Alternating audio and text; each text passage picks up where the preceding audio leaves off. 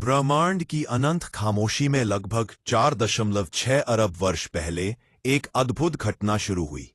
यह एक विशाल गैस और धूल का बादल था जिसे वैज्ञानिक सोलर नेब्यूला कहते हैं। यह बादल अरबों वर्षों से अंतरिक्ष में तैर रहा था, लेकिन फिर एक नजदीकी सुपरनोवा विस्फोट ने इसे झकझोर दिया। इस धमाके ने बादल को अंदर की ओर धकेला और गुरुत्वाकर्षण की ताकत ने इसे सिकोड़ना शुरू किया। जैसे जैसे बादल सिकुड़ा, वह घूमने लगा और उसके केंद्र में तापमान बढ़ता गया। इसी गर्म घने केंद्र से जन्म हुआ हमारे सूर्य का। सूर्य के बनने के बाद भी काफी मात्रा में गैस और धूल उसके चारों ओर घूम रही थी। यही बचे हुए कण एक दूसरे से टकराने और जुड़ने लगे।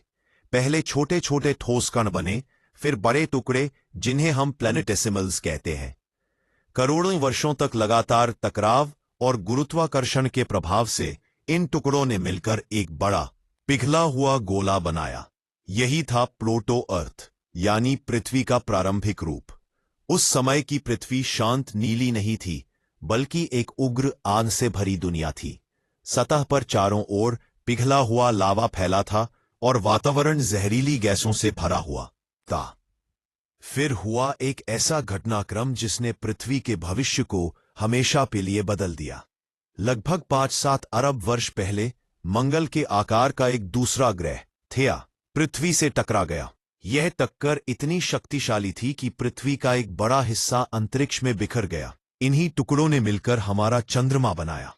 चंद्रमा के बनते ही पृथ्वी का घूमना स्थिर हुआ और दिन रात का चक्र स्थायी बन गया।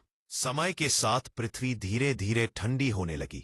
ज्वालामुखियों से निकली भाप और गैसों ने बादल बनाए और लाखों वर्षों तक हुई भारी बारिश ने पृथ्वी पर समुद्रों को जन्म दिया।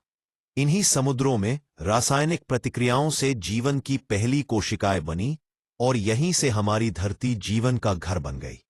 यह है पृथ्वी की उत्पत्ति की महान कहानी। अराजकता से जन्मी, समय के द्वारा तराशी गई और आज जीवन से भरी एक